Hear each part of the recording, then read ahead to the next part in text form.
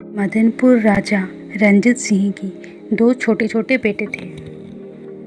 वो दोनों दिखने में जितने खूबसूरत थे उतने ही चतुर थे और रानी के अचानक मृत्यु से वो दोनों दुखी हो गए और राज्य की कोई भी चिकित्सक रानी को ठीक नहीं कर पाए। रानी मरने से पहले राजा से बोले, राजकुमार जितू और वीर के लिए तुम दूसरे विवाह नहीं करोगे। राजा ने रानी के हाथ पकड़ के शपथ खाई, तुम्हारी इच्छा पूरी होगी। प्रजाओं में रानी बहुत ही लोकप्रिय थे। पूरे राज्य में गम के अंधेरे छा गए। दिन बीत गए। प्रजा दुखी होने के बावजूद वो महारानी के सिंहासन खाली देखना पसंद नहीं करते थे। इसलिए प्रधानमंत्री ने महाराजा से बोला, महाराज, सारी प्रजा राज्य के लिए नई रानी चाहते हैं, आप फिर से विवाह कर लीजिए। महाराज कुछ समय सोचते हैं और बोलते हैं, अगर प्रजा की इच्छा है तो मैं शादी जरूर करूंगी। नई रानी बहुत ही खुश थे और वो राजा से बहुत ही प्यार करते थे, लेकिन वो दो राजकुमार को बिल्कुल भी पसंद नहीं करते थे और राजा को उन दोनों के प्रति प्यार देखकर रानी बहुत ही परेशान थे। महारानी को एक और चिंता सता रही थी, अगर उनका एक बेटा हुआ तो वो सिंहासन का उत्तराधिकारी नहीं बन सकता और मुझे राज्य से बाहर निकाल देंगे। इससे अच्छा हो कि मैं इन दोनों को रास्ते से हटा दूं। एक दिन राजा शिकार पे गए थे और रसोइया की अनुपस्थिति का लाभ उठाकर वो रसोई घर में गए और जलती हुई लकड़ी से अपने आप को चोट पहुंचाई और राजा के लौटने के बाद राजा के आगे बच्चों की शिकायत की। इन शैतान बच्चों को देखो, या फिर आप उन्हें निकाल दो या फिर मुझे बाहर निकाल दो।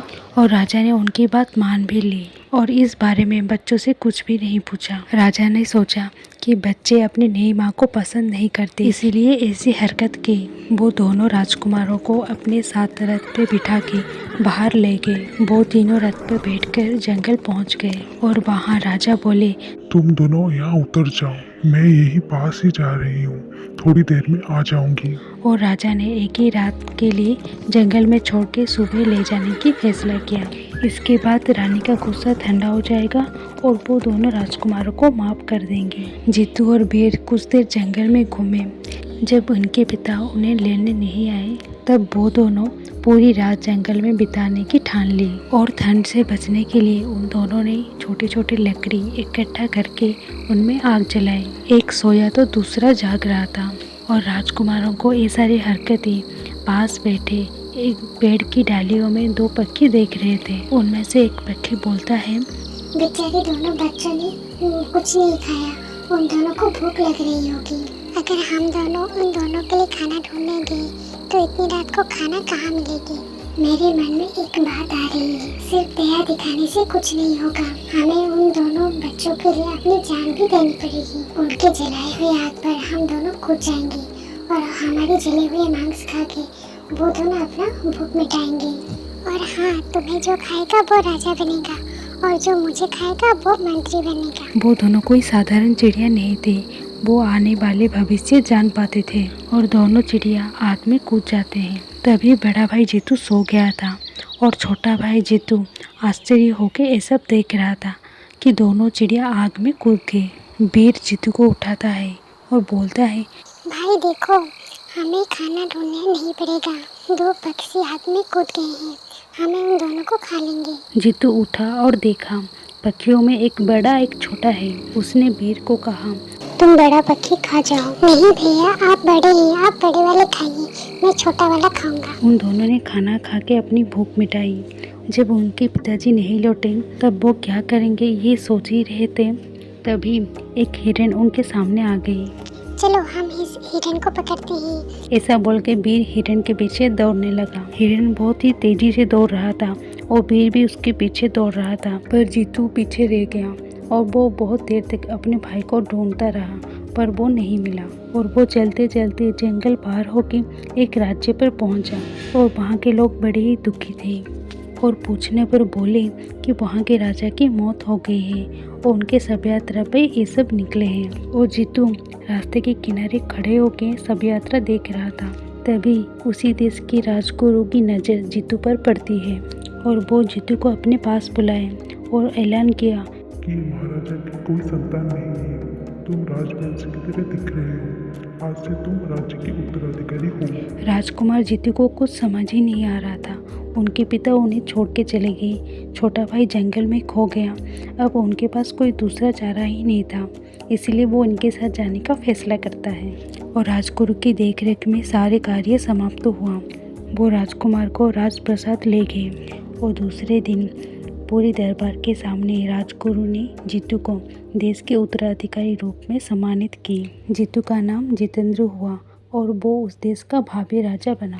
इसी बीच वीर भी हिरन के पीछे दौड़ दौड़ के थक गया और वो कुछ समय के लिए आराम करने बैठ गया और वो अपने भाई को कैसे ढूंढेगा इस बारे में सोच ही रहा था। उसी वक्त एक बूढ़ा आदमी उसी रास्ते जा रहा था। उसने इस बच्चे को अकेले बैठे हुए देखा। वो पास आए और पूछे, तुम कौन हो और ये यहाँ पर अकेले क्यों बैठे हो? तभी वीर ने बोला, मुझे और मेरे भैया को पापा ने जंगल में छोड़ दिए और हमने एक हिरन को देखा। उसे पकड़ने के लिए दौड़े। अब मुझे मेरा बड़ा भाई नहीं मिल रहा है। चिंता मत करो, हम तुम्हारे भाई को ढूंढ लेंगे। अब रात हो गई है, अब तुम मेरे साथ घर चलो। और राजकुमार उस बूढ़े आदमी के साथ चले गए और रास्ते में चलते चलते वीर ने अपने आप को राजकुमार के रूप में परिचय दिया। और वो बूढ़ा आदमी उस गांव का जमींदार था और उस जमींदार ने राजकुमार को किसी भी चीज़ की कमी नहीं होने दी। इसके बाद कितने साल बीत गए।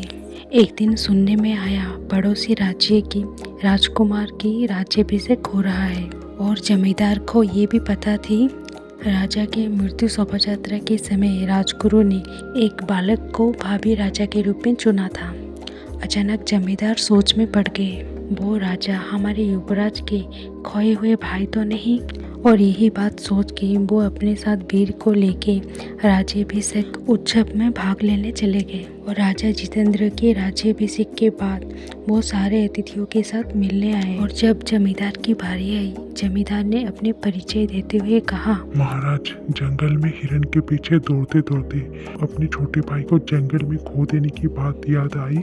राजा ने बूढ़े आदमी के पास खड़े हुए युवक को ध्यान से देखा और बोले, वीर मेरा छोटा भाई। जितेंद्र ने अपने भाई को प्यार से गले लगाया और वीर ने भी अपने भाई को पहचान लिया। जीतू, और राजा जितेंद्र ने कहा, आज मेरे लिए बड़ी खुशी की बात है। राज्याभिषेक से भी ज्यादा खुशी, आज मुझे मेरा भाई मिल गया। वो पूरे दरबार में ऐलान की, ये मेरा छोटा भाई वीर है। कितने सालों के बाद मुझे मेरा भाई मिला है। आज से मेरा भाई मेरे प्रधानमंत्री होगा। एक दिन वो दो चिड़ियों ने जो कहा था आज वो सच हो गई। वीर मंत्री के रूप में राजा को परामर्श देते हैं। हम हमारे पहले राज्य को ढूंढने चलेंगे। और राजा इसमें राजी होकर अपने सैन्य सामंतों के साथ वन जंगल पार होकर अपने राज्य पहुंच गए। और वहां उन्हें पता चला कि उनके पिता की मृत्यु हो गई है और महारानी को सेनापति ने बंदी बना दी है। और वहां युद्ध घोषणा करके सेनापति को हराया और महारानी को मुक्त किया और वहां पर वीर राजा बना।